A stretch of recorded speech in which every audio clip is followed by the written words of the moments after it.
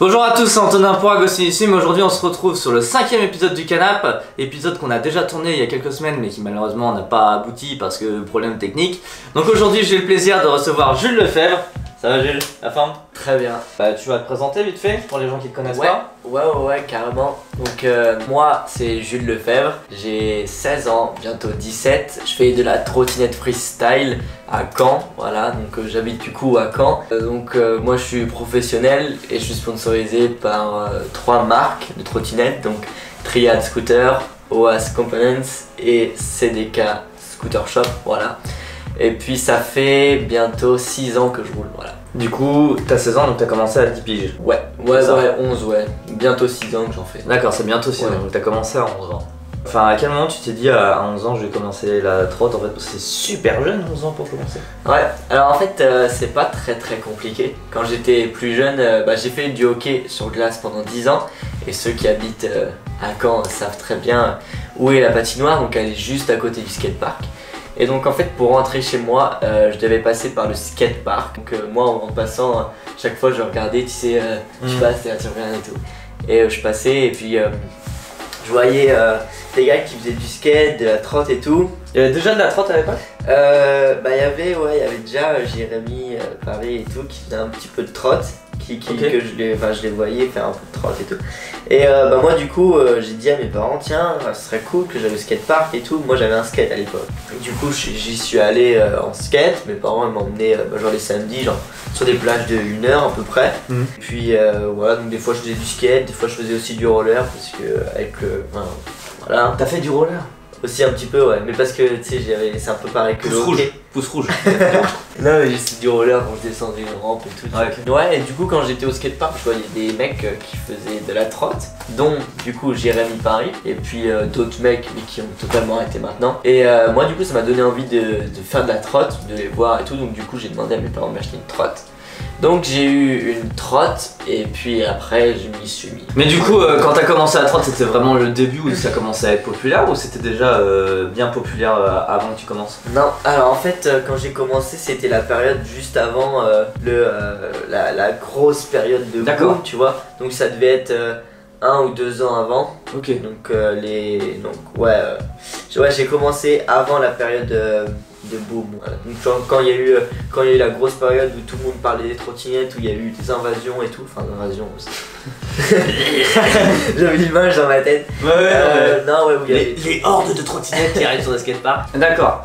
Et du coup à l'époque tout le monde faisait plus ou moins du parc quand même. Est-ce qu'il y avait déjà des catégories genre ce que vous appelez le street agressif? Je sais pas si ça. Street, ouais, il y avait déjà street et parc. D'accord. Il y avait plus ceux qui sur les rails, les curbs et tout, et plus ceux qui étaient sur les rampes. Mais moi du coup comme j'étais jeune, je restais que au skatepark parce que... Et du coup le fait que tu restes au skatepark, c'est ça qui t'a fait commencer par le vrai parc pur et dur ou... Ouais c'est ça. Bah ouais, comme j'étais jeune, mes parents ils voulaient pas trop que j'aille me balader dans la rue et tout en trotte, c'est compréhensible. Et du coup j'ai fait vraiment que du parc pendant 4 ans à fond. 4 ans, 5 ans, j'en fais toujours du parc. Mais ouais, il y a une période pendant 4 ans où j'étais à fond parc. À faire que des...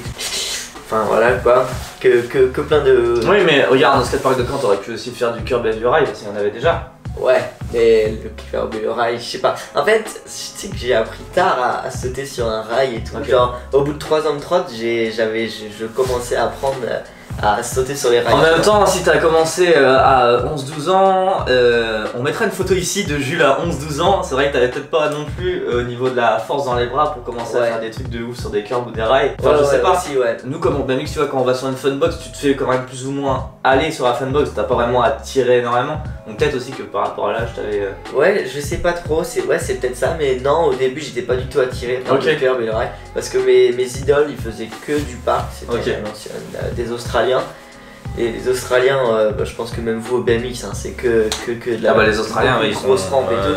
Et du coup, moi j'étais beaucoup attiré par ce style de rail. Et aujourd'hui, c'est une image dont tu veux te détacher ouais, clairement, parce qu'il y a une période en fait où je faisais vraiment genre à peu près que 3 tricks. Mais genre, je les combinais à chaque fois et ça faisait toujours une nouvelle variante, tu vois. Donc, donc à la fin, tu vois, il y a une période vraiment pendant peut-être 2 ans où je faisais toujours le même style de tricks Et moi ça m'a clairement saoulé parce que du coup ça m'a pas du tout mis un peu polyvalent sur les tricks Mais c'est ce qui t'a fait connaître. Ouais aussi. Ouais c'est une période genre maintenant je suis plus trop attiré par ce style de ride là. Parce que déjà quand on a des modules en moins, déjà on a le pipe en moins. Manque de vraies courbes. De vraies courbes, de vraies rampes, de vraies prises de vitesse. Ouais. Du coup je peux pas trop aller. Mais est-ce que tu penses que si on avait l'équipement en Normandie pour vraiment refaire du vrai parc, tu te remettrais au vrai parc? Ouais je pense. Bah du moins je pense que ouais je ferais plus de gros parcs que.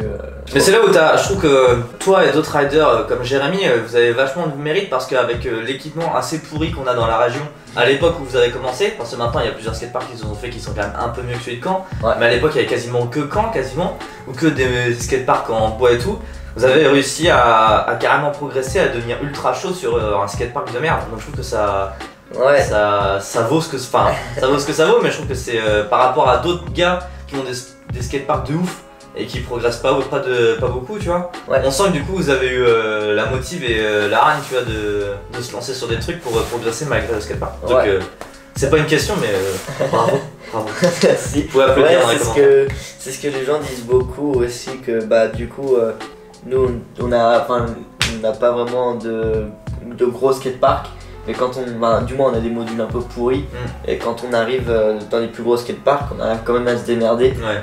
En même temps, faut savoir que quand t'apprends des tricks dans un skatepark pourri, que t'arrives sur un skatepark qui est trop bien fait, bah du coup tous les tricks sont carrément plus faciles du coup. Ouais, bah en fait, du moins, quand on apprend dans un skatepark qui est plus nul, bah genre tu vas peut-être moins apprendre des gros tricks, mais moi je sais que j'ai appris beaucoup. Genre des bases de tricks, et du coup quand tu gères tes bases de tricks à fond, bah du coup après quand tu arrives dans les plus gros skateparks, quand tu veux rajouter juste un bar ou un whip ou ça passe tout seul. Voilà, bah ça passe tout seul. Ouais, bon après c'est vrai qu'en Normandie là on avait des nouveaux skateparks, mais c'est pareil, c'est que typé street. C'est que typé street. Que des rails et des curves, donc bon ça aide pas trop à la progression quoi, mais bon. Faut déménager. Voilà. Non mais c'est bien parce que du coup avant comme je faisais beaucoup de parcs, là qu'il y ait plus de rails, de curves et de modules, ça t'oblige ça m'oblige un peu à faire d'autres choses, et puis j'aime bien parce que du coup ça me fait découvrir d'autres sensations, et puis je progresse aussi mal dans ce. Et tu parlais de base en plus tout à l'heure sur le niveau du parc, du coup là ça te fait apprendre d'autres bases qui pourront peut-être par la suite te permettront de faire encore un mélange plus. Ouais c'est ça, bah en fait c'est pas très compliqué en soi, je me dis comme tu sais c'est que genre je mets genre barre je gère super bien, et bah je me dis barre je gère bien, donc ce que je vais faire barre et je vais sauter sur le rail, tu vois. Du coup ça là ça va me faire apprendre un nouveau trick. Genre je gère bien whip, je vais faire whip et je vais sauter sur le rail. Ou sur le curve, genre en sortant du curve je mets bien whip to bar, bah je vais sortir en whip to bar. Ouais bah genre c'est une addition plus une addition qui donne un combo voilà, quoi, carrément. Qui donne un combo, je pense que c'est pareil BMX hein. Alors nous en BMX c'est un peu plus compliqué parce que les BMX sont pas forcément aussi maniables qu'une trotte, tu vois. Mais c'est vrai que nous par exemple sur des grinds on peut facilement faire un feeble, tout sorti 180, tout ressauter sur le curve, tout refaire autre chose, tu vois. On a les whips et les boss aussi, mais on va pas lancer un feeble tout double whip par exemple. Ouais, non, clairement. Enfin, même les mecs chauds ils lancent pas des feeble tout double whip. Déjà si tu fais un feeble whip, c'est déjà bon, t'es déjà haut dans le game. Mais l'idée du combo est la même, tu vois. Ouais, je vois. Ouais. Bah c'est vrai que nous entre autres du coup c'est beaucoup plus maniable, donc on va plus facilement faire sortie triple whip, tu vois. Ça va être plus sortir en whip, ça va pas faire bien. Sortir en double whip, ça va pas faire bien. Sortir en triple whip, ça va faire une belle sortie. Alors que quand tu vas sortir en quad whip, genre ça va peut-être faire un peu moins bien, tu vois ce que je veux dire? Ah ouais, c'est bizarre. Ouais, bah genre en fait c'est triple whip, c'est le bon nombre de whips pour pas que ça fasse trop, mais pas pour que ça fasse pas assez, tu vois ce que je veux dire? C'est pour ça que des fois vous pensez peut-être que genre ça bouge à fond et tout, alors qu'en fait quand t'es vraiment dans le milieu, tu sais vraiment que quand on fait 3, c'est le bon nombre pour que ça fasse beau, mais pas trop, et pas assez, tu vois. Ouais mais ça c'est une vision que vous avez vous. Ouais, nous après c'est nous. Nous, bah ça, tu vois par exemple, là je viens de filmer la vidéo avec Anthony Cornu du coup. Là. Elle était bien. Et tu vois lui par exemple il a jamais fait de triple whip dans sa vidéo et je trouve qu'il a trop de style, tu vois. Ouais. Du coup ce que tu me dis moi ça me fait penser plutôt à notre parc, à nous en BMX, c'est que c'est toujours la course à faire le plus de tricks sur un tout petit truc, tu vois. Et moi, alors, c'est que personnel, mais je trouve ça ignoble. Non, mais et dans la trotte, tu vois, par exemple, quand vous commencez à faire des trucs machin et tout, comme tu faisais à une époque, c'est ultra impressionnant. Mais moi, je peux pas l'apprécier parce que je comprends rien, tu vois. Rien, ouais. Alors, tu me le fais devant moi, je fais ouah, il est trop chaud le mec. Mais par contre, si tu me demandes d'expliquer le trick, je fais. Ouais, je Moi, comprends. Ouais, non, même moi, genre avant, j'avais plus tendance à aimer les gros combos et tout quand ça bouge dans tous les sens et tout. Mais avec du recul et en découvrant d'autres riders et tout, et genre maintenant je préfère largement des tricks simples mais avec une belle amplitude et genre assez lent et tout. Moi je trouve maintenant que l'amplitude et genre la facilité et le style ça compte beaucoup plus que mais parce que t'as aussi le niveau que t'as aujourd'hui. Ouais. Enfin, c'est une époque, t'aurais pas eu l'aisance que t'as aujourd'hui, t'aurais peut-être pas dit la même chose non plus. Ouais, c'est forcément quand t'as énormément d'aisance et que tu connais tes tricks par cœur, tu vas avoir plus de facilité à aller plus haut, aller plus loin et à plus kiffer, tu vois. Et forcément, si t'es plus à l'aise, ton trick va être beaucoup plus fluide aussi. Donc je pense que tu vois, c'est des choses qui viennent. Comme quand tu deviens vieux, tu te mets à aimer des trucs de vieux, tu vois. Enfin, ça revient même un peu pour même, mais version sport, tu vois. Ouais, c'est ça. Ouais, bah ouais, je pense que y a ça aussi. Parce que ouais, quand je regarde sur Insta et tout, des fois, des Insta de mecs qui sont un peu plus jeunes en trotte, bah eux, du coup, ils vont faire beaucoup de. Oui, alors comme ça. Ils boivent de la Red Bull toute la journée et c'est dans leur sang, tu sais, ils en peuvent plus donc. Non, mais ouais, ils vont plus tendance à faire des gros tricks, tu vois, mais à un moment, quand ils vont grandir, ils vont se rendre compte qu'à force de tomber, à force de taper les talons, ça fait mal, c'est chaud hein, quand même. J'ai 16 ans et je me dis déjà faire certains tricks, j'ai pas envie de les faire parce que je sais que ça me fait mal. Oh là là. Ça me fait mal à mon corps. C'est chaud de se dire ça, hein. Imagine à 30 ans, ça va être quoi, je sais pas. Moi, si tu dis ça à 16 ans, dans 4 ans tu fais plus de trotte. Ouais, non, mais je ferais de la trotte, mais dans un style différent. Pas de la trotte avec un guidon comme ça. Non, mais tu vois, avant, faire un tricks et gaper la courbe, ça me dérangeait moins. Ouais. Alors que maintenant, gaper la courbe, pour moi, c'est trop moche. Tu vois, j'ai plus, je vais préférer faire un tricks qui va être moins compliqué, mais où je vais atterrir bien haut de la courbe pour avoir bien du speed après. Peut-être qu'à l'époque aussi, tu cherchais plus le gap ou plus ce gros truc aussi, peut-être pour prouver quelque chose. Ouais, là-bas, plus la difficulté du trick. Ouais, si je gapais pas, je pouvais pas passer la figure, parce que quand t'arrives en haut de la courbe, quand t'arrives en bas, tu fais bien 1m20. Ouais, je vois. Donc excusez-nous, on est se dire en off qu'on avait un petit peu dévié sur la conversation, mais moi c'est ce que j'aime bien aussi dans ce genre de format. Tout à l'heure, t'as dit que ça faisait un petit moment que t'étais sponsorisé. J'aimerais qu'on parle de ça 5 minutes parce que quand même être sponsorisé à 16 ans par 3 marques différentes, je sais pas si ça arrive souvent dans le milieu de la trotte, mais en tout cas dans le BMX c'est rare, tu vois. Donc c'est un truc que j'aimerais bien dont on parle, que tu nous parles de c'est quoi ton premier sponsor, comment t'as vécu ça, à quel moment c'est arrivé, comment c'est arrivé, enfin voilà tout ce que t'as à dire dessus parce que c'est ultra intéressant. Ok, alors moi bah du coup quand j'avais 11 ans, à force de rouler, je commençais un peu à rouler avec Jérémy et tout. Et puis lui il faisait aussi ses petites vidéos sur YouTube et tout. Du coup bah il m'a dit tiens vas-y ça te dit je te fais une edit. Du coup moi j'étais chaud. Du coup on a fait une edit en 2-3 jours. Je crois on l'a fait en 2-3 jours. Donc ta première là. Du coup c'est ma first edit et on l'a publié. Fait un carton. Je crois que là elle doit être proche des 300 000 vues en tout. Vas-y continue de parler, je vais regarder en un mois elle était à plus de 15 000 vues, un truc comme ça. Et du coup ce qui est assez dingue pour l'époque. Ouais c'est ça, ce qui est assez dingue pour l'époque et ce qui est toujours dingue pour maintenant parce que quand moi 15 000 vues c'est pas... quasiment personne ne me connaissait, c'est quand même fou quoi. Et du coup bah moi comme un peu tout le monde quand je commençais la trotte et tout, je voyais les mecs qui étaient plus grands, mais mes idoles et tout, ils avaient tous du coup un sponsor.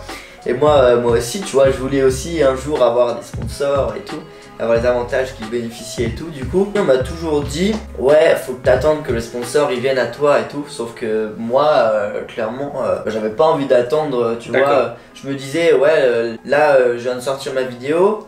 On est à 233 000 vues aujourd'hui. Ouais 230, ouais c'est pas mal hein 230. Ah c'est pas mal ouais. C'est pas mal. Du coup ouais moi je me suis dit j'avais pas envie d'attendre encore longtemps pour avoir un sponsor et tout. Enfin genre j'avais pas envie d'attendre que lui il vienne à moi tu vois. Parce que si j'attendais qu'il vienne à moi, j'aurais pu attendre 2 ans, 5 ans, 8 ans, 15 ans, Ouais. je sais pas quand est-ce qu'il allait venir. Oui, mais Jamais c'était venir, ton objectif, c'était et puis vraiment. mon objectif, ouais, c'était aussi du coup d'avoir un sponsor. J'ai pris le lien de ma vidéo, j'ai fait un petit truc, pas un genre de petit CV, tu vois. J'ai dit bonjour, je m'appelle Jules Lefebvre, j'ai 12 ans, je fais de la trottinette, machin. Je viens de sortir ma vidéo. Est-ce que vous pouvez me dire ce que vous en pensez? Est-ce que vous pouvez me donner votre avis sur la vidéo, tu vois? Donc t'as pas demandé direct, ouais vas-y sponsorise-moi. Ouais, non, T'as détourné le truc en disant, bah voilà, je viens de sortir ça, est-ce que vous pouvez voilà. me donner votre avis dessus, quoi. Ouais, clairement. Et du coup, Ce qui est pas con parce que même d'avoir juste des retours, ça peut à la fois, même si derrière la personne te dit pas on peut te sponsoriser machin, juste si on te dit bah voilà, d'avoir des avis extérieurs c'est toujours cool aussi je trouve. ouais, et du coup, j'ai envoyé mon petit message avec ma vidéo en lien à quasiment à pas mal de shops, tu vois, en France. Bon, pas mal, il devait y avoir 6 ou 7 shops vraiment, tu vois. Il y avait déjà des shops à l'époque en plus. Ouais, il y en avait quelques-uns qui commençaient un peu à se spécialiser et tout. Du coup, je l'avais envoyé à ces shops-là. Et du coup, j'avais toujours eu des non, excuse-moi, on n'est pas intéressé. Ou des fois, j'avais même pas de réponse. J'ai toujours pas eu de réponse, tu vois. J'attends toujours la réponse. Et on dira pas le nom des shops, mais on attend des réponses, les gars. voilà, je veux le message, moi j'attends. Au moins l'accusé de réception, les gars, faites un effort. Puis j'ai envoyé du coup ma vidéo et ce message à un magasin qui s'appelle CDK, qui est sur Lyon. Et eux, ils m'ont répondu assez rapidement, donc j'ai dû lui envoyer le message vers 15h, un truc comme ça. Et je me souviens que vers 18h, il m'avait répondu, il m'a fait salut Jules, on a regardé ta vidéo, on est intéressé par toi, on te reparle demain, on est en train de fermer le shop. Du coup, bah moi, ça m'a fait, tu vois, moi j'étais hyper content.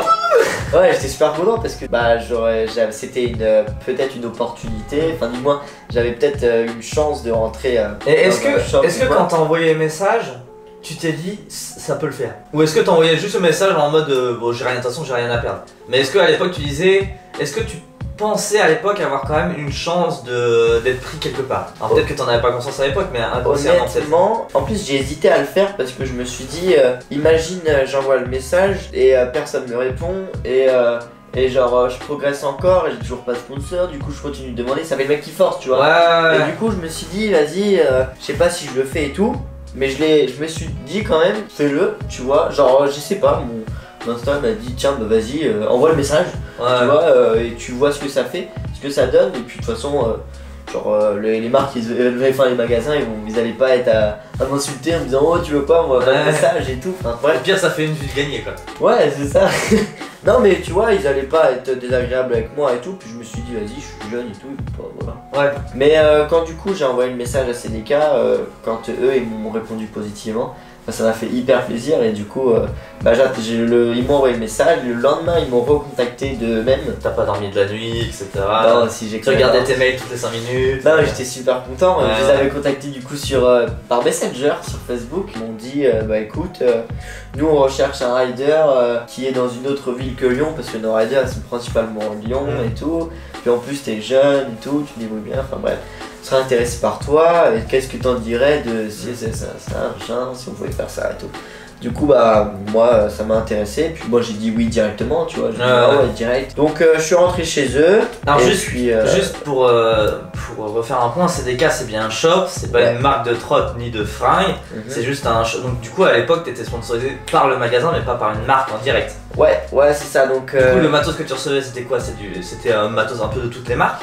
Ouais, donc alors en fait, comment ça se passait? C'est du coup CDK c'est un magasin, donc c'est un revendeur de marques. Ils vendent des pièces des marques qu'ils proposent quoi. Ok. Et donc moi j'avais le choix sur tout le magasin. Ah t'avais le choix du coup? Ouais, j'avais le choix sur toutes les pièces qu'ils vendaient, de choisir la marque que je voulais. Et puis en fonction de ça j'avais des avantages et tout. Et du coup c'était quoi? Genre toutes tes pièces tu les payais pas ou t'avais de la réduc? C'était Donc en fait la première année quand j'étais chez eux j'avais moins 50%.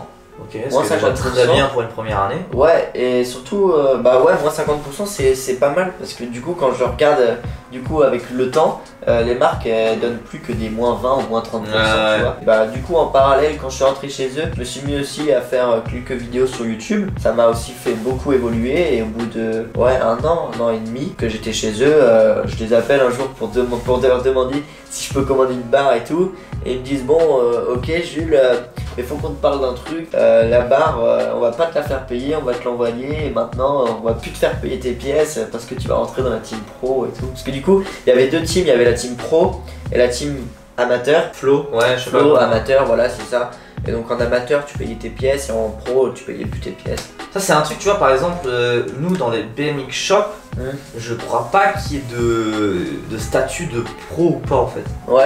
Tu vois? Ouais. Ça va, mais c'est vachement bien qu'il y ait ça, tu vois. Mais ça veut dire que le magasin pèse quand même vachement dans le game s'il a déjà une team flow et une team pro du magasin. Enfin, je trouve ça dingue. C'est vrai que c'est un gros magasin, c'est des cas pour ceux qui connaissent ou qui y sont déjà allés. Puis donc team pro, du coup t'avais quel âge quand t'es rentré dans la team pro? Team pro, je devais avoir 13 ans et demi, 14 ans. Donc t'es devenu... Sur le papier, t'es devenu pro à 14 ans, 13 ans. Ouais.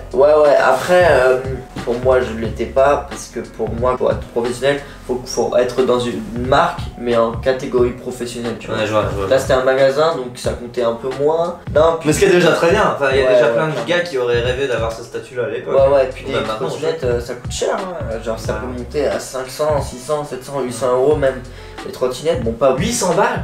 Ouais, sur les meilleurs, si t'as une barre en titane. Alors pour 800 balles, vous avez deux vélos haut de gamme complets au shop les 3 roues, donc n'allez pas, ça va être... Bah oui. Je pensais que c'était beaucoup plus cher que ça. Mais... Alors un vélo, un BMX custom, tu peux en avoir vite pour 1000-2004. Ouais, c'est ce que je Mais un complet, genre de haut de gamme, c'est-à-dire que tes pièces elles vont déjà durer 1 an et demi, 2 ans. Si tu roules comme un abruti quoi. Ouais. Un pour un. Mais ouais, il y a des BMX complets à 450 balles, donc toi t'as 700 balles.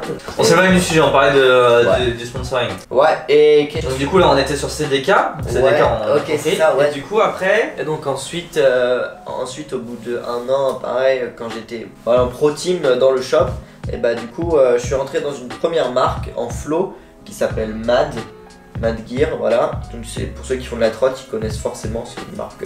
C'est la marque avec la tête de mort. C'est la marque pour laquelle on avait fait la vidéo l'année dernière. Exactement, voilà le deck avec les trous. C'est ça. Voilà. Bah je suis resté pas longtemps chez eux parce que parce qu'ils s'intéressaient pas trop à moi. En fait, c'est une marque qui avait beaucoup de riders à cette époque-là. Mais t'es rentré comment dans quel intermédiaire? C'est encore toi qui as envoyé un message ou c'est eux qui t'ont contacté? Alors là, du coup, c'est pas moi qui suis allé vers eux, c'est eux qui sont venus vers moi. Et en fait, ils avaient aucun rider en France. Et moi j'étais en contact avec un mec qui s'appelle Ryan Jimenez, qui est suisse et qui était sponsor par Mad à l'époque. La manageuse elle lui avait dit qu'ils aimeraient bien avoir un rider français. Du coup lui il a pensé directement à moi. Du coup il a parlé de moi à la manageuse et la manageuse m'a contacté et elle m'a fait rentrer dans le shop, enfin dans la marque. Sauf que du coup ils avaient beaucoup de riders donc ils m'ont fait rentrer dedans. Quand je demandais des pièces ils me les envoyaient. Mais tu vois il n'y avait pas de contact. Non, voilà, déjà pour lui parler, je devais lui parler par mail, donc un peu galère. Ouais. Tu vois, ça alors que ça se fait plus trop quoi. Ouais, voilà, tu vois, on se parlait par mail en amateur, alors que quand t'arrives en pro team dans la marque, tu parlais par WhatsApp et tout, tu vois, déjà c'est plus facile à parler. Bah et puis ça fait un vrai team, tu vois, ça fait pas juste de la correspondance. Ouais c'est ça, moi c'était juste tu me demandes des pièces, je te les envoie, tu vois. Donc c'était pas trop cool. Moi j'avais pas l'impression de faire partie de la marque. Ouais, je vois. Donc je me suis barré et je suis resté chez CDK parce que de toute façon je payais pas mes pièces chez CDK et puis je payais pas mes pièces avec Mad. Donc en fait j'avais les mêmes avantages, c'était juste un nom dessus. Ouais. Et du coup Mad il faisait des trottes full complètes. Parce que du coup, quand t'es passé chez Mad, est-ce que tu recevais quand même des trucs de CDK? Alors en fait, Mad, ils font des decks. Donc pour ceux qui connaissent pas le deck, c'est la partie de la trottinette où tu vas mettre ton pied. Et en gros, eux, ils ont toujours eu un même design. Et ce design-là, il est quand tu vois, il y a que cette marque-là qui fait ce style. Donc le truc avec les trous là. Avec les trous, voilà, okay. Et arrondi un peu, voilà. Et du coup, quand t'es chez Mad, t'es obligé de rouler que le deck. Donc en gros, moi, quand je demande pour avoir un guidon, j'étais pas obligé de rouler un Mad. Pour les roues, j'étais pas obligé de rouler du Mad. Donc du coup, CDK m'a porté aussi. Oui, donc CDK était quand même toujours là, plus ou moins là, voilà, c'est ça. Ouais, donc du coup. Moi en plus les decks, je suis plus chez eux donc je peux le dire. Les decks. C'était de la merde. Voilà, c'est ça, je les ai pliés hyper rapidement, en une semaine les decks ils étaient pliés. Ouais. Donc c'était pas très solide et du coup je me suis barré. Hein. Ouais. Et donc du coup j'ai roulé que pour CDK pendant du coup quasiment 8-9 mois. Et en parallèle du coup un mec, je pense que vous avez ça dans le BMX, qui a, au lieu de créer une seule marque en faisant des trottinettes complètes, il a fait 2 marques, mais une marque qui était plus spécifiée à faire des roues, à faire des fourches, des poignées et tout, et une autre marque qui faisait plus des guidons. Ouais, les grosses pièces et les petites pièces. Ouais, nous on a la même chose dans le BMX. Bah cette personne là a créé cette marque là, elle s'est affiliée à un distributeur français et du coup il recherchait un rider français et le distributeur a demandé à ses riders s'ils connaissaient un mec qui faisait du parc en France et tout. Du coup ces gars là on dit mon nom, le distributeur a donné mon nom à la marque a attendu donc ça s'est passé en septembre et du coup ils ont attendu jusqu'à janvier septembre 2018, c'est ça. Ils ont attendu jusqu'à janvier pour me contacter. Donc en fait moi je savais qu'ils savaient que je savais qu'ils me connaissaient de nom parce que je savais que le distributeur avait parlé de moi. Et donc cette marque c'est Triad du coup. Et du coup cette marque c'est Triad et OAS. Okay. Et du coup en janvier ils m'ont contacté, ils m'ont dit salut mec et tout. Écoute, ça fait un petit bout de temps qu'on regarde ton compte et tout, tu nous intéresses. Est-ce que tu peux nous parler un peu plus de toi et tout? Mais en parallèle, avant de me contacter, ils avaient contacté CDK pour en savoir plus sur moi, pour savoir comment j'étais, ma personnalité et tout.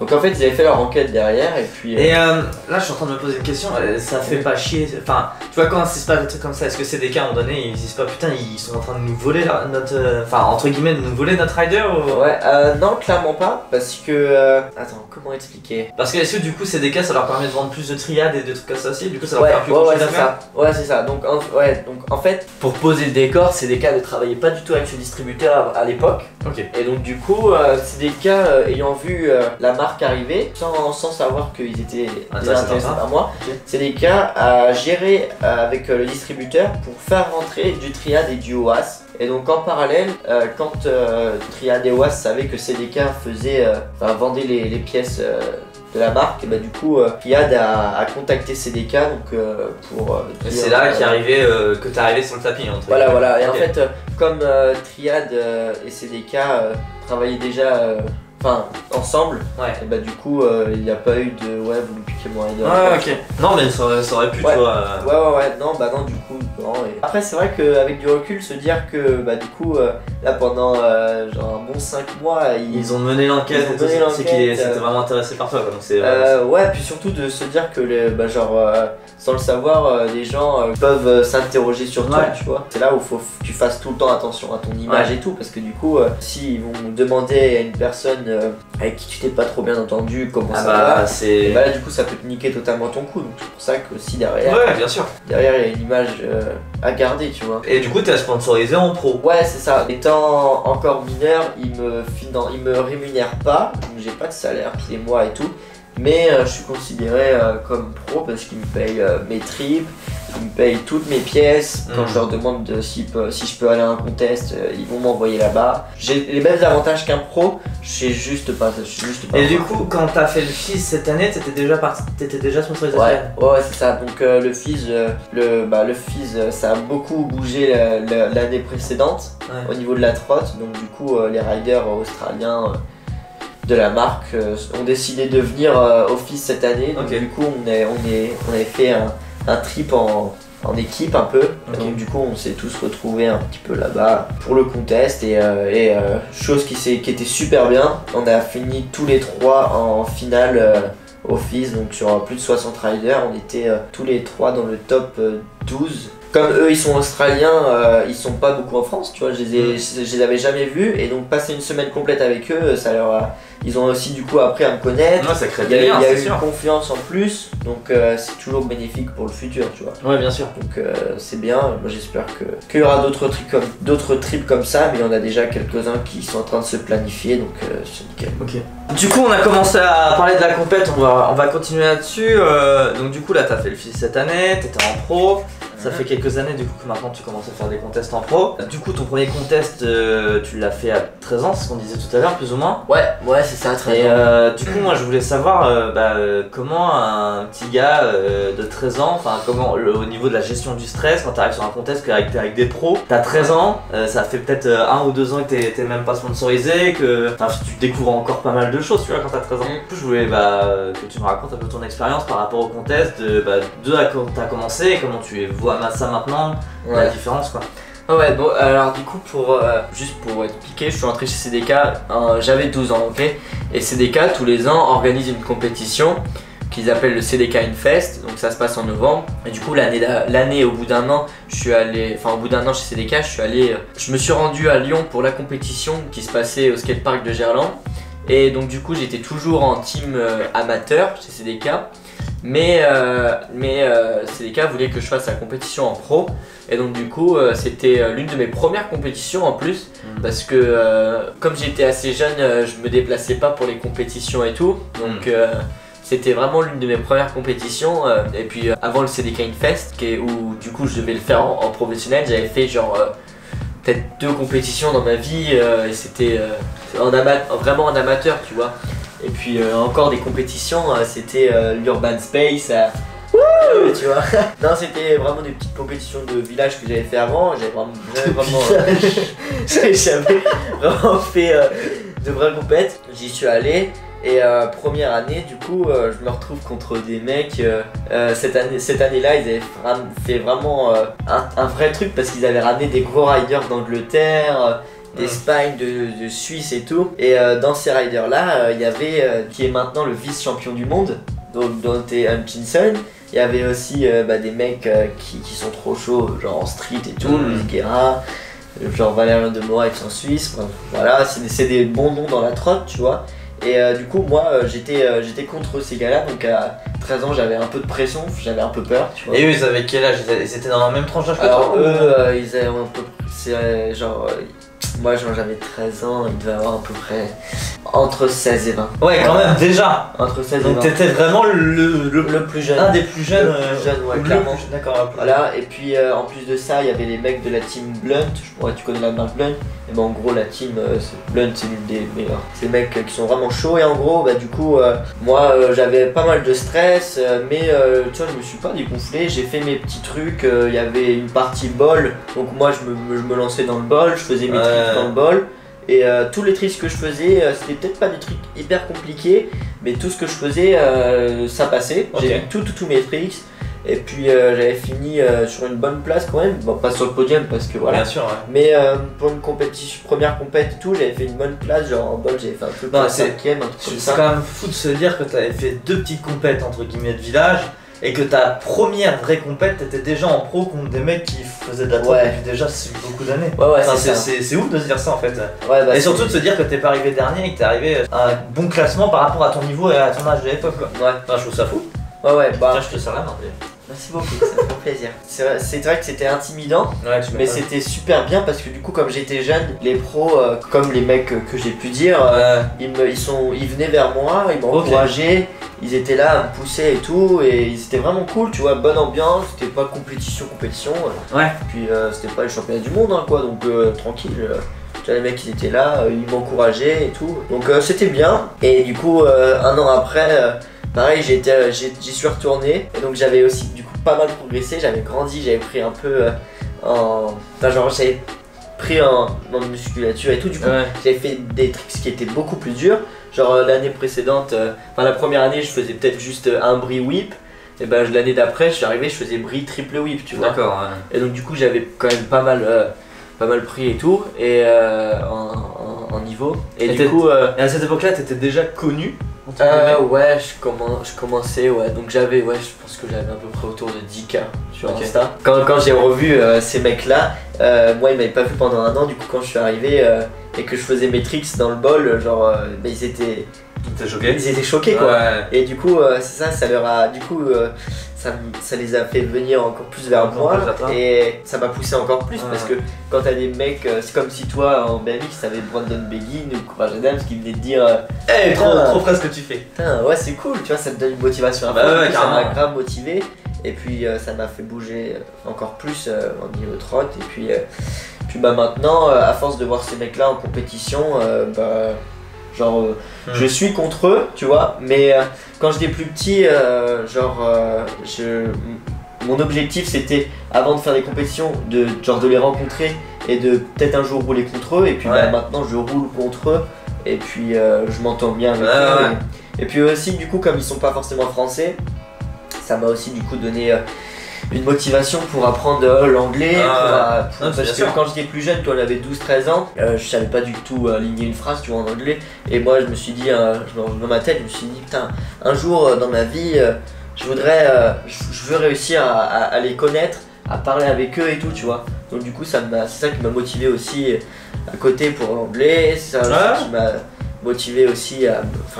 Voilà, et donc du coup, maintenant, je les vois sur toutes les compétitions que je fais quasiment. Quand t'es arrivé au FIS là, ça t'a fait quoi ce FIS? Ouais. Du coup là on est... alors par rapport à Bayeux, le CDK c'était une chose, mais du coup là le FIS par rapport au CDK Infest c'est encore autre chose. Ouais c'est ça. Donc là du coup cette année c'était pas, donc en 2019, c'était pas mon tout premier FIS que je faisais, parce que j'avais déjà fait le FIS l'année d'avant.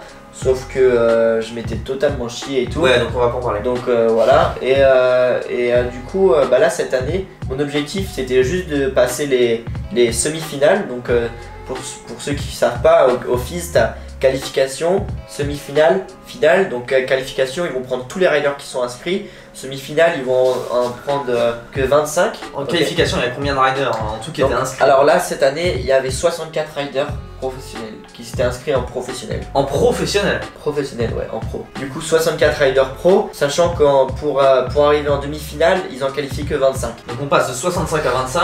Voilà, donc ça fait déjà un gros tri, tu vois. Et donc moi, du coup, c'est vrai que j'avais une grosse pression sur moi parce que je me disais, putain, j'ai quand même envie d'arriver en demi-finale et tout.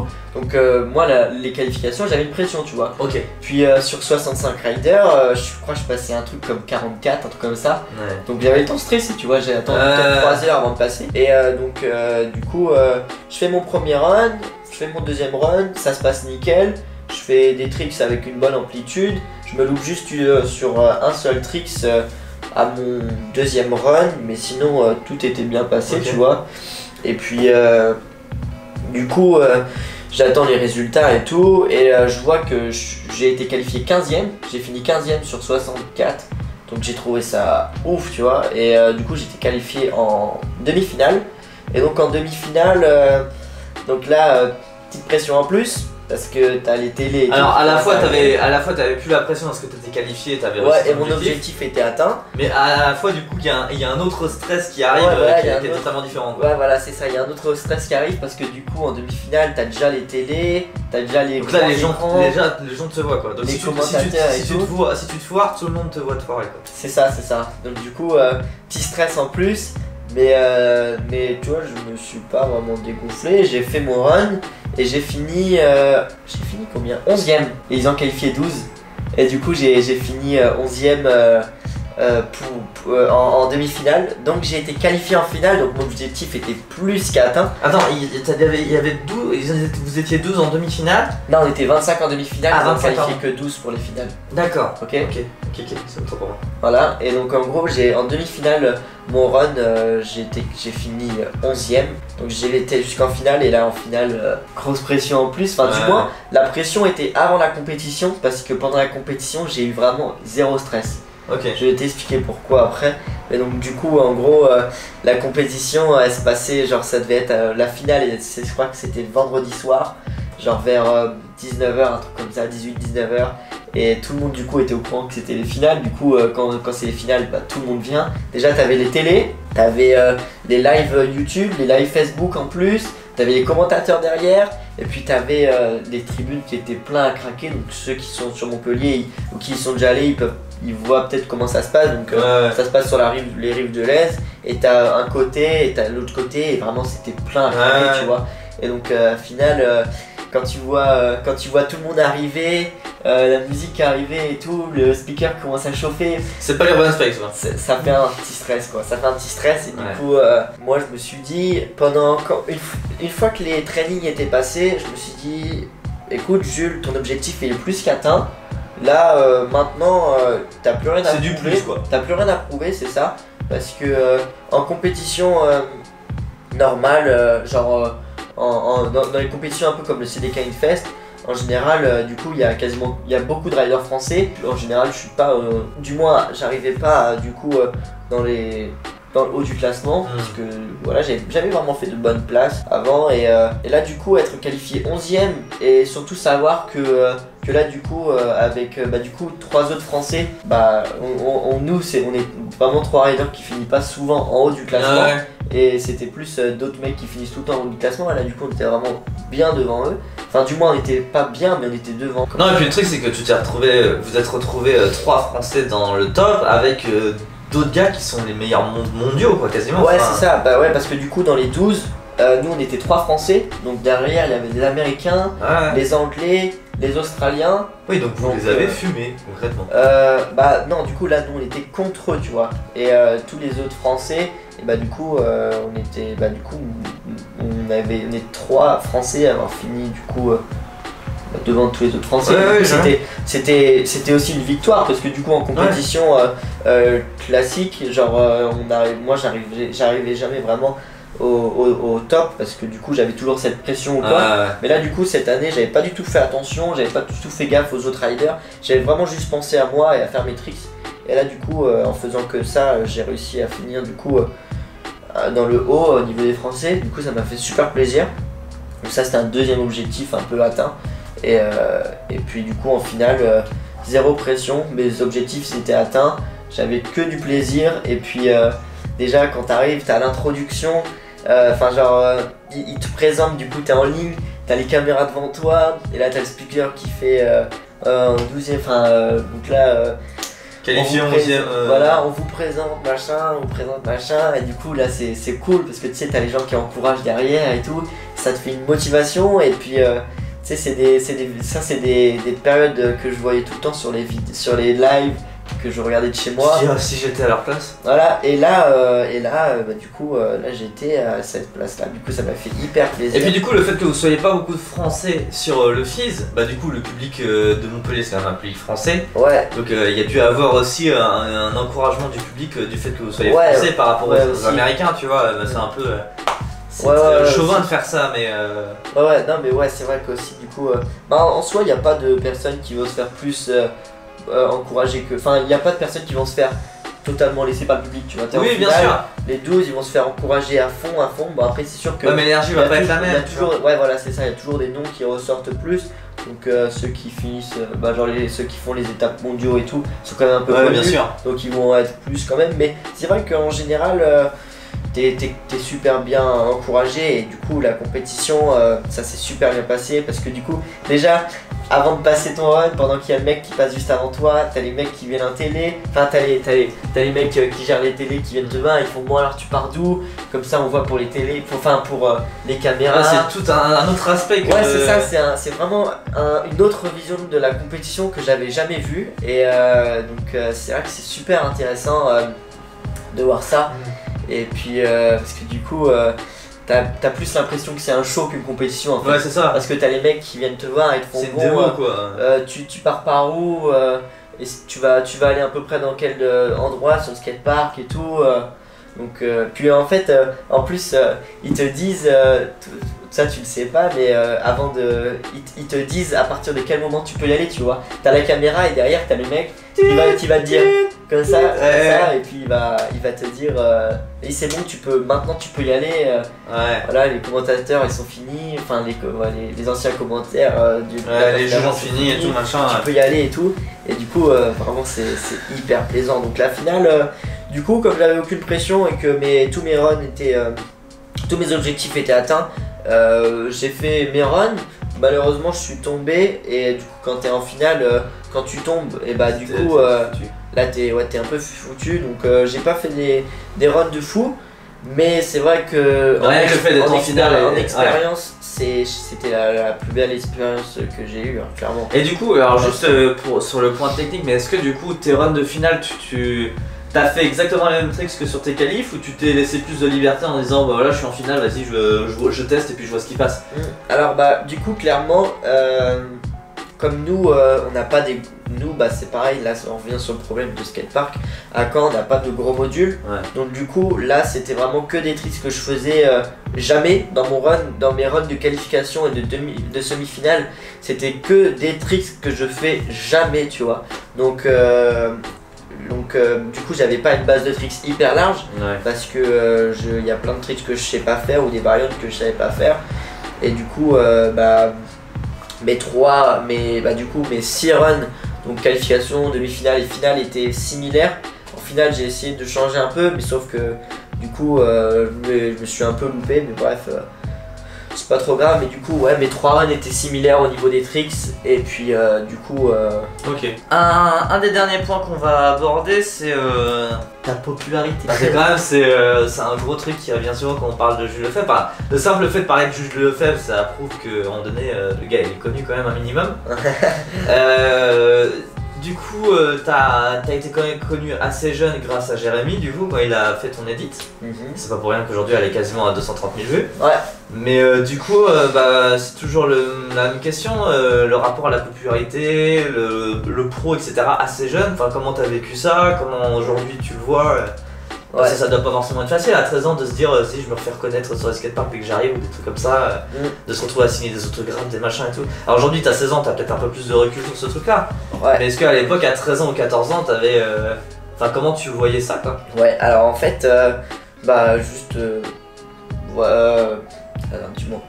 En fait, c'est pas si compliqué que ça parce que moi, genre je me sens pas plus haut que les autres. Je suis moi-même et je sais, je suis conscient de ce que j'ai et tout, les abonnés, le nombre d'abonnés que je peux avoir, que je suis aussi conscient que les gens viennent demander des photos et des autographes. C'est pas tout le monde, tu vois. Et du coup, ça me fait hyper plaisir. Mais en dehors de ça, je suis moi-même, je suis une personne comme les autres, comme toi ou comme moi. Enfin, ou comme mon voisin, comme mon cousin, comme mes potes. Tu vois, je suis quelqu'un normal et du coup, moi quand j'arrive dans un skatepark, je sais très bien, je le ressens et tout, je sais que les gens ils me regardent, je sais que les gens au début ils vont être un peu intimidés et tout à venir vers moi. Et c'est pour ça que moi du coup je vais pas faire le mec à rester de mon côté et tout, tu vois. Moi je vais de moi-même aussi aller parler avec les gars parce que faire une session solo c'est un peu chiant, surtout quand il y a des riders qui sont à côté. Du coup moi ce que je fais en général quand j'arrive dans un parc où je connais personne et tout, je vais vers les riders, je leur parle, genre je les vanne un petit peu, tu vois, genre ils me vannent et tout. Et genre tu sais c'est bonne enfance, moi je fais comme si c'était mes potes, même si je les connais pas beaucoup, tu vois, je m'entends bien avec eux et puis tu sais je casse cette barrière. C'est vrai que c'est toujours plaisant de savoir que les gens te regardent, de voir des petits gars qui viennent te demander des photos ou des autographes, c'est toujours cool, tu vois. En faisant les compétitions en pro, du coup en côtoyant des mecs qui sont pros, je connais aussi du coup le comportement de certains pros. Et du coup je me rends compte aussi, parce qu'il y a des mecs vraiment, ils sont hyper chauds. Mais quand tu vas les voir en vrai, tu vas pas du tout voir qu'ils vont être comme ça. Genre des mecs qui vont être...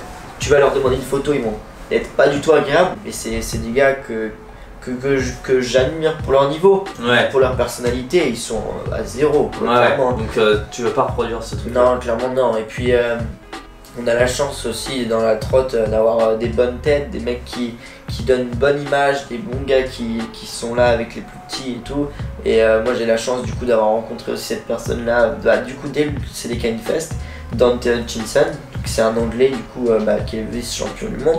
Et ce mec là vraiment c'est un exemple pour sa personnalité. Ce mec là c'est une crème, il va s'entendre avec tout le monde. Il va être agréable avec tout le monde, à n'importe quel moment tu vas lui demander une photo, il va être ok et tout, il est toujours souriant, toujours la banane. Et puis le mec qui se prend pas la tête, c'est un bon exemple, tu vois. Et c'est cool qu'il y ait des riders comme ça parce que ça dégage une bonne image, tu vois. Et puis, en dehors de son niveau qui est aussi mais monstrueux, et ce mec là il a tout compris parce que c'est une crème à côté, tu vois. Un mec qui est trop cool. Et en plus quand tu le vois et tout, tu peux peut-être pas penser et tout parce que c'est un peu un mec des cités anglaises et tout, tu vois. Mais ce gars là il a vraiment la tête sur les épaules, il se sent pas plus haut, il se sent pas plus bas. il est comme tout le monde et puis c'est un bon exemple à prendre. Par rapport à tout ça, là, le fait que t'as enfin, ton statut de pro, ta popularité envers le monde de la trotte et tout, enfin une question bête, mais tes parents ils voient ça de quel œil en fait? Enfin comment ils voient ça? Est-ce que ça les affecte dans leur vie de tous les jours? Est-ce que toi dans ta vie de famille ça te change quelque chose? Pas du tout? Enfin... Clairement non, ça me fait rien du tout hein, parce que moi j'ai 2 frères, je suis traité exactement comme eux, je suis pas... Tu vois, non, mes parents ils sont conscients de ce que je fais, ils savent tout ce que je fais, ils savent, genre quand ils savent aussi que les gens ils veulent prendre des photos avec moi et tout, ça leur fait plaisir et tout, mais ils m'en parlent pas, tu vois, Okay. enfin du moins ils le savent, mais ils vont pas, Okay. m'élèvent, non, comment on dit? Ils t'ont élevé? Non. Yes, pas mal. Non, je vais te laisser galérer, c'est drôle. Élève, c'est ça? Ouais, je pense. Tu te fous de pas de ma gueule. Donc ils t'ont bien élevé, Voilà, non, ils m'élèvent comme... ouais, ils t'ont éduqué. ils m'éduquent, voilà. voilà, c'est ça, ils m'éduquent comme... c'est ça le mot que je cherchais. Ouais, non, c'est ça, ils m'éduquent comme mes frères. Ok. Et puis, non, ils font pas de différence. Ok. Ils sont conscients, c'est cool et tout, et puis ils vont me pousser dans ce que je fais, mais non, ils vont pas du tout être là à me booster, à monter la tête et tout, parce que ils savent très bien que si j'ai pas envie d'aller faire de la trotte, je vais pas en faire. Ils savent très bien, enfin tu vois, ils me laissent faire ce que je veux, tu vois. Moi je fais mes petites affaires de mon côté, dès que je fais un truc ils sont au courant. Quand il y a quelque chose avec mes sponsors, je parle avec, enfin ils sont au courant aussi, et puis voilà quoi, non il n'y a pas de stress ou de pression qui est mise par eux, zéro. Du coup ça va nous amener sur un des derniers topics qui va être c'est quoi la suite de tes mésaventures avec la trottinette. Mais avant il y avait des questions un petit peu bateau que je voulais te poser, il y en a 2, c'est déjà qu'est-ce que tu aurais fait si tu n'avais pas eu la trotte? Est-ce que tu aurais continué le hockey déjà? Ouais, je pense que j'aurais continué parce que le hockey j'ai pas arrêté il y a si longtemps. Hein. En fait j'ai arrêté pendant 1 an pour me consacrer vraiment qu'à la trotte, mais j'ai repris du coup l'année dernière pendant 1 an. Ok. Sauf que je me suis pas mal blessé et du coup ça m'a aussi pas mal freiné pour la trotte et puis du coup moi pareil du coup j'ai retrouvé l'ambiance que je voulais plus dans le hockey, donc avoir quelqu'un au-dessus de toi, vraiment, voilà, être dépendant d'une équipe et tout ça, moi c'est plus quelque chose que je veux, tu vois. Donc je pense que si j'avais pas eu la trotte, j'aurais continué à fond dans le hockey. Mais je sais que la trotte ça m'a beaucoup aidé aussi mentalement parce que du coup ça m'a aussi beaucoup appris, ça m'a fait apprendre beaucoup de choses. Genre je sais que si je veux atteindre un objectif ou quelque chose, je sais que c'est possible, tu vois.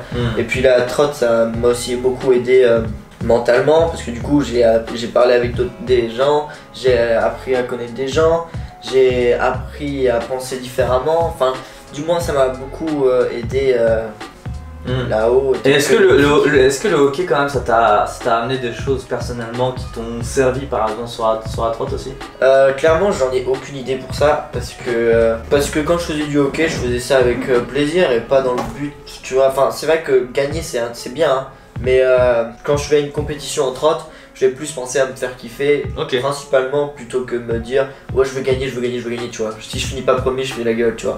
Pas du tout, tu vois.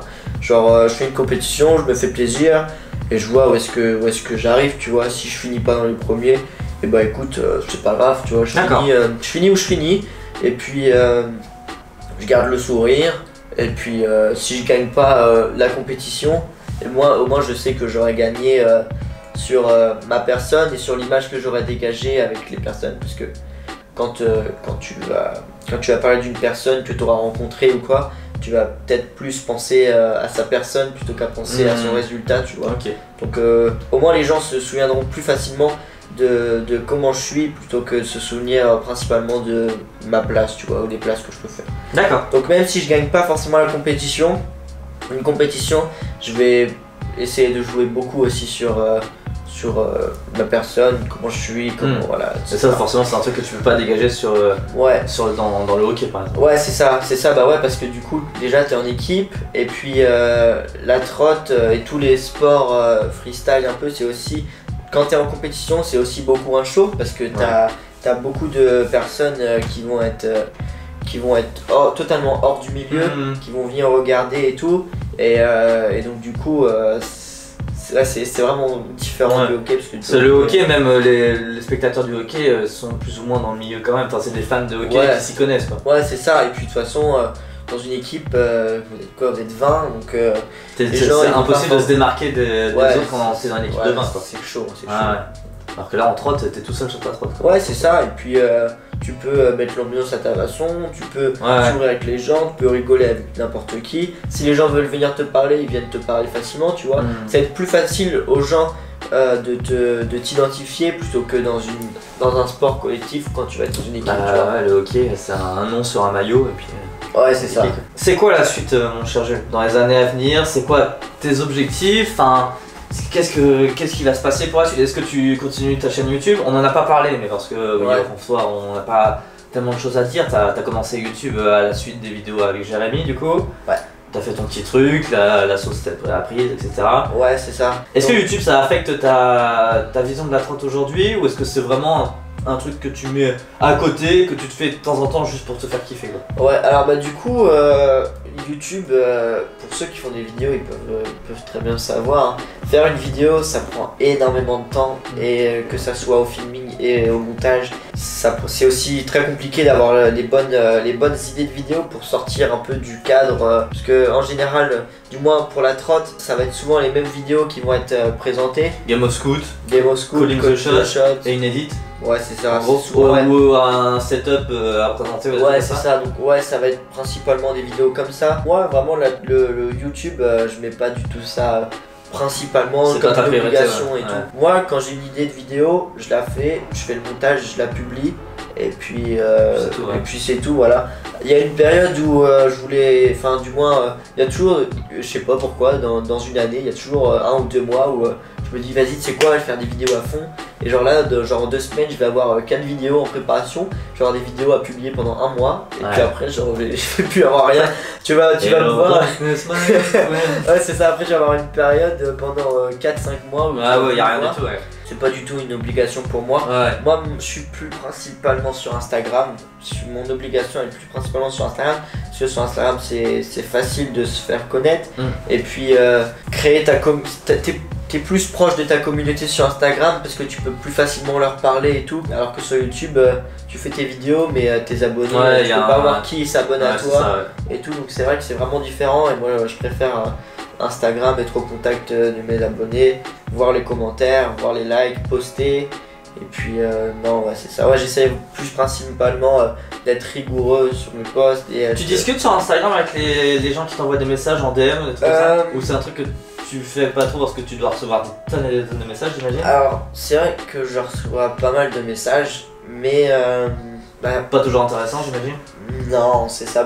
Les gens ils vont réagir à mes stories, mais sinon en dehors de ça, j'ai aussi des messages où les gens me disent genre des messages de soutien, et ça c'est les meilleurs messages, ça fait trop plaisir de recevoir ça. Des je te kiffe, t'es mon rider préféré, continue ce que tu fais et tout, c'est hyper. Donc il y a ça, mais j'imagine qu'il y a aussi des messages à côté qui disent c'est quoi les routes que tu roules? Ouais, c'est ça. Ça doit être horrible ça. Donc moi honnêtement, je réponds pas beaucoup à mes DM parce que quand tu commences à leur répondre, après. Pourquoi tu réponds à certains et pas à d'autres quoi? C'est ça? Alors ouais, c'est ça. Donc c'est peut-être un peu bâtard, mais quand je vais répondre à des messages, je vais regarder un peu comment la personne elle est, son âge, comment elle va parler, comment son style d'écriture et l'image qu'elle dégage quand elle, tu vois. Et en fonction de ça, je vais répondre ou pas parce que il y a pas mal de personnes quand ils vont t'envoyer un message. S'ils t'envoient je t'adore, continue ce que tu fais, tu vas leur répondre, tu vas faire merci, ça fait plaisir et tout. Et là derrière elles vont profiter pour te dire c'est quoi ta barre, c'est quoi la dimension, quand est-ce que tu viens là, quand est-ce que tu vas là. Ou sinon genre après ils vont t'envoyer des salut, des ça va, tu vois. Alors que moi j'ai autre chose à faire que répondre, tu vois, à des messages comme ça. Puis mon téléphone il sonne déjà tout le temps, alors si je commence à répondre à tout le monde, alors là ça sonne encore plus et je m'en sors pas quoi. Donc c'est vrai que je réponds pas à tous, mais j'essaye quand même de répondre un petit peu quand il y a des petits messages sympas et tout, j'essaie de répondre, mais je peux pas répondre à tout le monde quoi. Mais les messages je les vois tous, je vois aussi partout, tout le temps quand on me tag sur les posts, je vois, quand on me tag dans les commentaires, je vois aussi, je vois tout ce que vous faites. Est-ce que c'est un truc qui te pose question qui pourrait changer tes habitudes de se dire tout ce que je fais personnellement c'est vu par un certain nombre de personnes. Du coup, est-ce que tu estimes que tu as un espèce de. Comment dire, faut que tu fasses gaffe à ce que tu fais, parce que tout ce que tu fais, comme la public de la trottinette est quand même relativement jeune, il y a des gens qui peuvent. Il y a des jeunes qui peuvent vite s'idéaliser des choses, des trucs comme ça. Je sais pas si je suis clair, mais. Ouais, je vois l'image que je dégage. Ouais, est-ce qu'à un moment donné, t'en as plus conscience qu'à une époque? Et comment tu gères ce truc-là de se dire bon, finalement j'ai que 16 ans, mais si je fais un truc à un moment donné, si je dis une phrase qui peut être sortie du contexte et tout, il y a des gamins de 12 ans qui peuvent penser que c'est vraiment ce que je pense, etc. et qui ont pas forcément de second degré ou des trucs comme ça, tu vois. Ouais. Depuis que tout est arrivé très vite dans la trotte, mon premier sponsor, je l'ai eu au bout d'un an. Et puis du coup, après, les abonnés ils sont aussi vite montés. Et donc en fait, depuis que je suis tout petit, j'ai toujours fait gaffe. J'ai toujours mis une distance un peu, tu vois, sur les réseaux. Quand je vais faire en dehors de la trottinette, je vais pas partager ma vie sur les réseaux, tu vois. Il y en a, peut-être mettre une différence, mais un ado, on va dire un peu lambda, va quand il va aller boire un coup, mettre une photo quand il va aller boire un coup, tu vois. Quand il va aller en soirée, il va prendre des vidéos ou des photos quand il va en soirée. Alors moi c'est quelque chose que je fais pas du tout, parce que du coup c'est une image aussi derrière que je dégage. Ouais, mais est-ce que tu le fais pas du tout parce qu'il y a ce truc là, ou tu le fais pas du tout de base parce que c'est pas ton genre? Alors déjà c'est quelque chose que j'aime pas faire, de montrer ce que je fais en dehors de la trotte et tout, parce que si je commence à ne pas mettre de barrière, tu vois, et tout. Ouais, tout le monde peut y accéder, et puis ouais, c'est ça. Et puis aussi derrière, je sais que des mecs, tu connais peut-être Ninja Houston en skate. Ninja Houston, ouais. Moi je supporte plus, moi. Ouais. Tu regardes un peu sur Insta, lui, quand il va être, genre il va filmer un clip. Et juste derrière, il va prendre une bouteille de vodka, il va boire, tu vois. Ouais, non, tu vois, ça c'est une mauvaise image que tu peux dégager. Mais bon, lui il est arrivé tellement haut, je pense qu'il s'en fout un peu de son image. Mais moi, je suis pas du tout à ce stade-là. Du coup, je fais gaffe à tout ce que je fais. Même si ce qu'il fait, je le ferai pas du tout parce que voilà. Mais non, je fais quand même attention à ce que je fais, à ce que je poste. Et puis, je mets. Ce qui paraît assez normal en soi, mais pour des gens, on n'y est pas du tout. Ouais, c'est ça. Puis. Si je commence aussi du coup à être trop proche de ma communauté, moi j'en connais des mecs qui commencent à avoir des abonnés mais qui ont toujours déconné, genre ils vont penser à un truc, ils vont le dire dans leur Insta Story, tu vois, et du coup là après ça dégage leur avis. Sauf que leur avis, c'est pas le même avis. Il est pris par quelqu'un qui le redit à quelqu'un qui est déformé, Ouais, c'est ça, et puis ça peut vite faire des amalgames, si tu peux dire ou quoi, et du coup, ça c'est pareil, c'est ton image qui peut se dégrader facilement. Puis non, moi je fais toujours attention. Je vais pas forcément donner mon avis ouvertement, s'il y a quelque chose que je pense, je vais pas le donner. Non, j'ai toujours fait gaffe, mais en dehors de ça, genre, tu sais, j'ai mon compte professionnel, qui du moins professionnel, mon compte trotte. Et j'ai un compte à côté qui va être plus privé, un peu comme tous les ados peuvent avoir un compte où je vais poster plus des photos de moi ou des photos avec mes potes. Bon, donc ça c'était petite partie off. Du coup, la suite c'est quoi? Qu'est-ce qui se passe par la suite? C'est quoi tes objectifs là par exemple pour on va dire 2020-2021 par exemple? Alors là du coup mes objectifs ils sont principalement sur la communication. Donc j'ai des objectifs, un nombre d'abonnés que j'aimerais atteindre. Donc là je suis à 35 800 il me semble. Et mon objectif mon objectif de 2019 était d'arriver en 2020 avec 40 000. Mais quand je fais mes calculs et tout, les 40 000, si je continue dans cette ligne-là, les 40 000, je devrais les avoir fin janvier, un truc comme ça. Donc mon objectif sera pas atteint, je l'aurai quand même, tu vois. Et puis, vaut mieux mon objectif il soit atteint en janvier plutôt qu'il soit atteint en juillet. Pourquoi cet objectif en fait je sais pas, c'est un objectif personnel que je veux me faire, tu vois. Pareil, un nombre de postes précis. Je sais que quand j'étais début 2020, j'étais à 300 postes. Là, je dois être proche des 365 postes, un truc comme ça. Mon objectif serait d'arriver aux 380 avant la fin de l'année.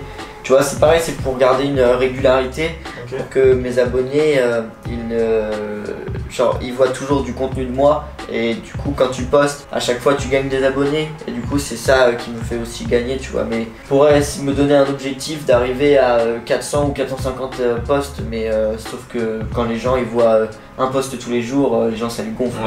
Et puis mes stats aussi du coup elles baissent, je fais moins de likes ou moins de vues, donc sinon j'ai au niveau des sponsors, j'aimerais bien rentrer dans certaines marques, mais du coup qui sont plus dans la trotte, mais des marques plus de fringues, etc. Marques qui ont un peu les moyens, faire des petits trucs avec eux. Alors on va pas dire un nom, mais est-ce qu'il y a déjà des choses qui se sont mises en place par rapport à ça? Pas mis en place pour l'instant, mais je suis en contact avec certaines marques, donc oui, donc contact c'est un début de mise en place quand même. Ouais, c'est ça, donc en négociation on va dire. Ouais, c'est ça. C'est en procédure. Parce qu'il y a des trucs à faire pour voilà. Ouais. Donc c'est en train de se faire. Donc ça c'est plutôt perso pour toi? Ouais, donc là c'est un objectif personnel, mais c'est vrai que dans la trotte, j'ai pas vraiment d'objectif de compétition à gagner ou quoi. Rien du tout. Parce que non, j'ai juste j'aimerais bien faire une edit un peu typé street ou avec un style différent, ou du moins avec mon style de maintenant. Ouais. Parce que mes dernières edits elles sont principalement encore sur du parc, sauf que maintenant je suis plus principalement basé à faire des gros tricks park, mais plus à essayer de faire des tricks un peu polyvalents, tu vois ce que je veux dire, genre moins apprendre. Et donc du coup au niveau de tes objectifs de riding, tu vas rester sur cette ligne directrice là que tu es en train de Ouais, j'aimerais bien me développer un peu plus sur les rails, les curbs, et à travailler aussi mon style, ma facilité, parce que du coup c'est quelque chose que je veux beaucoup travailler aussi, parce qu'avant quand je roulais, c'est vrai que en fait du moins quand tu vois quelqu'un rouler, tu vois si quand il roule ça a l'air facile, ou si il force comme un peu, tu vois. Et moi quand je roule, j'ai envie que il y ait un air facile, du moins une facilité que je dégage, et du coup travailler sur ça encore. Le steeze. Ouais, c'est ça. Ah ouais, mais ça c'est la clé, hein. Même nous en BMX, ça revenait à ce qu'on disait tout à l'heure, un mec qui est ultra steeze, qui va faire un ou deux tricks mais qui vont être magnifiques, je préfère ça qu'un mec qui va tryhard pendant une après-midi juste un combo, tu vois, qui va être plus pas beau, tu vois, qui va être rentré ultra sketchy et tout machin. Ouais, c'est ça, ouais, faut avoir une exigence aussi derrière. C'est vrai que du coup c'est des points qui sont différents, que je suis en train aussi de travailler, c'est l'exigence, la propreté, les réceptions, tout ça. Avant c'était quelque chose que je faisais pas trop attention, je gapais les rampes et tout, ça me dérangeait pas. Ouais. Sauf que maintenant j'ai envie de repartir avec de la vitesse, qu'il y ait de l'amplitude, tout ça, et puis j'ai plein de tricks encore à plaquer. T'as des objectifs de tricks là encore à apprendre? Ouais, principalement en rotation. J'aimerais bien essayer de mettre des doubles rotations, parce que du coup moi je mets flair, j'aimerais bien essayer de mettre double flair, et j'avais mis à l'ancienne aussi 540 flair. C'est un trick que j'avais déjà mis et j'aimerais bien le mettre, mais là je m'en vais en Angleterre en octobre avec mon poteau Jules pendant une semaine, donc j'ai beaucoup travaillé mes rotations aussi. Dernière question, aujourd'hui là on imagine que tu prends une machine à remonter le temps simplement, et que tu retournes 3-4 ans en arrière là, et que tu retournes sur le Jules qui a commencé la trotte à 11 ans. Savoir simplement, est-ce que tu lui dis quelque chose déjà, ou est-ce que tu laisses faire, et si tu lui dis quelque chose, qu'est-ce que tu lui dis quoi? Alors moi clairement, si j'ai quelque chose à lui dire, ou si j'ai, du coup là on parle de moi, mais si j'ai même quelque chose à dire à n'importe qui, ce serait suis tes objectifs, mets-toi plein d'objectifs dans la tête, des buts à atteindre, va à fond, donne-toi les moyens pour aller jusqu'à tes objectifs, prends toutes les opportunités possibles, et puis essaye de toujours dégager une image positive de toi, parce que si tu dégages une image négative, ou si tu t'énerves ou quoi en faisant de la trotte, ça t'apportera rien. Même dans la vie de tous les jours, si t'es négatif, ça t'apportera rien du tout. Moi, si t'as une image positive, quand tu vas sourire, la personne en face va forcément sourire, et du coup tu vois, partage des ondes positives, que ce soit dans la trotte, dans la vie de tous les jours, atteins tes objectifs, donne-toi les moyens pour aller jusqu'au bout, et puis lâche-toi, et puis suis ton chemin. Voilà. Un mot de la fin, Jules? Ouais, merci beaucoup de m'avoir invité dans ton canapé, c'était très cool. Voilà, deuxième fois. J'espère que que mes informations ont été très claires pour vous tous, que y ait pas de voilà, ou même pour toi, qu'il n'y ait pas de points qui sont un peu flous. Et puis voilà, moi ça me tenait à cœur de faire cette vidéo avec toi, parce que comme ça les gens apprennent vraiment à me connaître, à savoir vraiment comment je suis, voilà, ma façon de penser et tout. Et moi c'est vraiment quelque chose que je voulais, voilà. Et puis bah voilà, merci encore, c'était cool. Allez voir sa dernière vidéo, ou du moins ses dernières vidéos. Il a sorti son edit, j'ai encore rematé ce matin au réveil. Après avoir Gros mytho. Je te jure, c'est vrai. Après avoir regardé la vidéo de Mister Cornu, Anthony, voilà, petite vidéo street filmée, voilà. Non, j'espère qu'on pourra refilmer une petite vidéo comme on avait fait l'année dernière. Est-ce que tu auras un mot ou une expression un peu débile pour voir que les gens pourront remettre dans les commentaires pour voir s'ils ont été jusqu'à la fin de la vidéo? La dernière fois t'avais dit quadrillage ou je sais pas, un truc comme ça. Je sais plus, carreau je crois que j'avais dit, ou rayure. Rayure, voilà. Parce que j'avais un t-shirt rayure. Bon bah team rayure dans les commentaires si vous êtes resté jusqu'à la fin de cette vidéo. Voilà, rayure, mes rayures dans les commentaires. Et puis n'hésite pas à aller t'abonner sur mon Instagram, sur mon YouTube. Quand je fais des vidéos, c'est toujours sympa d'aller voir. Merci d'être resté jusqu'au bout. Si t'es resté jusqu'au bout, t'es un vrai. Voilà. T'es un vrai. T'es un vrai. Voilà, c'était l'épisode du Canap avec Jules Lefebvre. C'était un plaisir de l'avoir ici. Ça faisait très longtemps qu'on devait le faire et on l'a fait les premières fois, ça n'a pas fonctionné, donc on le refait aujourd'hui.